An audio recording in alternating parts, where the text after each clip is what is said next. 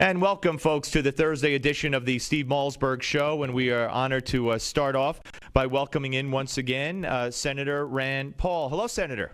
Glad to be with you, Steve. Well, it's my pleasure. Okay, lots of news on health care today. The president out again, saying that the Republicans don't want it because it's linked to him, to Obamacare. It's going to be so good that the Republicans are afraid once people see it, people are going to want it. So that's what they're afraid of, not that they think it's a bad bill. He also said there's no evidence that this is going to hurt the economy. In fact, it's going to help the economy. He's in full campaign mode. Well, if he likes it so much, why doesn't he sign up for it himself? If Justice Roberts likes it so much, why don't they sign up for it?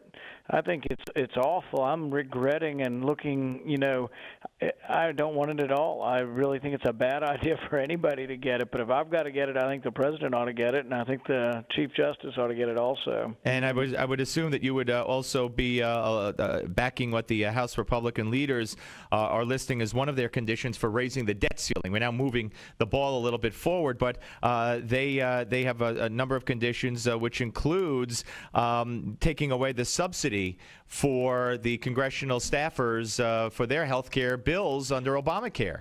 Well, I'll support it if it's everybody. I think all federal employees ought to lose it. I don't think we ought to just single out Congress. I mean, Justice Roberts is the one who ruled in favor of it. He ought to lose his insurance, too, and President, ought to lose his insurance and get Obamacare as well. So really the people who have all been in favor of it, all of the federal government unions, they like Obamacare, and they love the president, and they voted for Obamacare. They should all get it.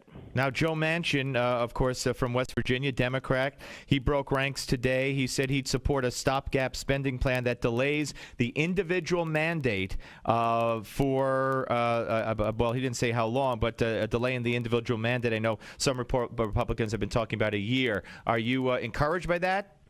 I think we ought to do anything we can to stop the monster. And if we can slow down or derail Obamacare for a year, I think that would be a victory.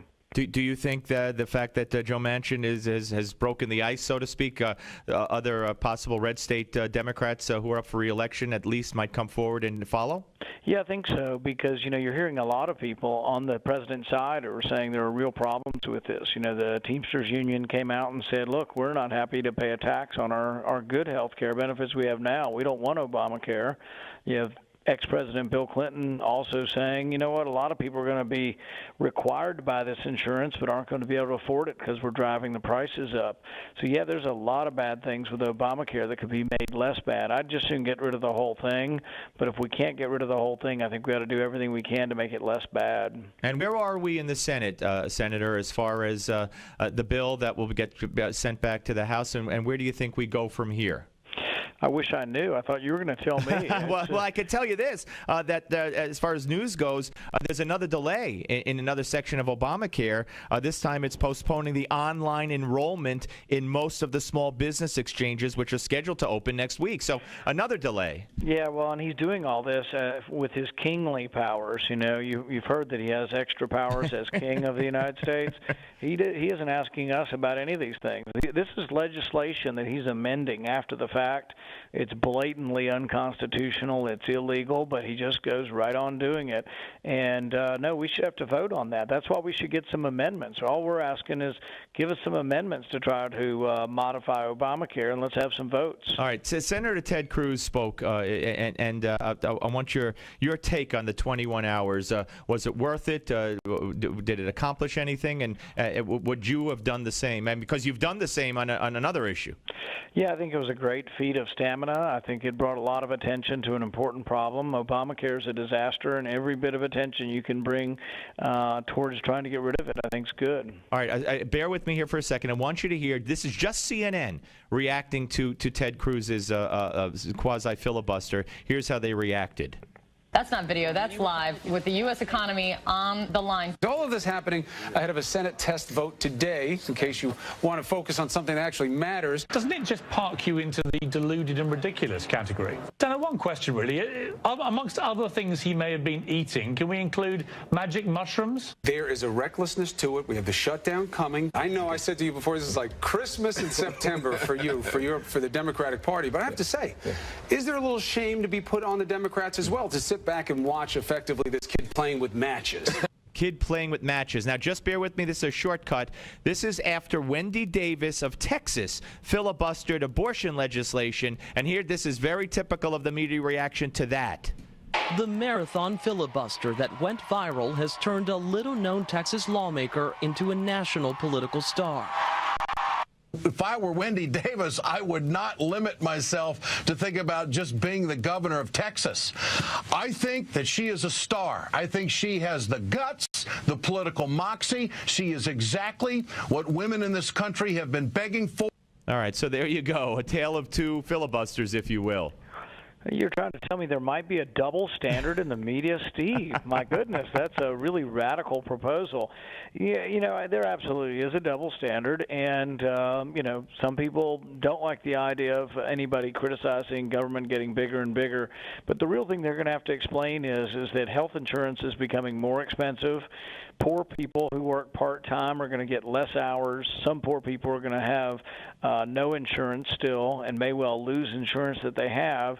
And those who keep it, in all likelihood, are going to pay more for it. So, you know, I think there's a lot not to like about this. There's also a lot of jobs you won't see because they won't be created because you're increasing the cost of doing business. All right, I got one more for you. I'm going to let you go, and that is the question I asked before I so rudely interrupted myself and you. Where are we going with this? I mean, you know, there'll be a continuing resolution which will fund Obamacare with some House demands being met, do you believe? Maybe. There's a possibility that a continuing resolution gets passed and maybe some modification to Obamacare happens. There's also a possibility that there's a continuing resolution passed and it's short term and it does nothing. So it just keeps the status quo for another a month or so? You mean shorter than the 3 months? I think there's a possibility of all that. And then the debt. Frankly, my position is I'm just not going to vote for any funding for Obamacare. I've said it from the beginning, and I'll continue to stay to that position. I can't, in good conscience, vote to fund Obamacare. All right. Okay. Senator, I thank you for your time, sir. Thank you very much. Thank you. Take care. Senator Rand Paul, ladies and gentlemen. Well, he's going to stick to his guns. And that's apparent. And he was counting on me to tell him how this is all going to play out. Oh, if only I knew, I would be putting down big bucks on the third race at Aqueduct. Is Aqueduct still around? I don't even know.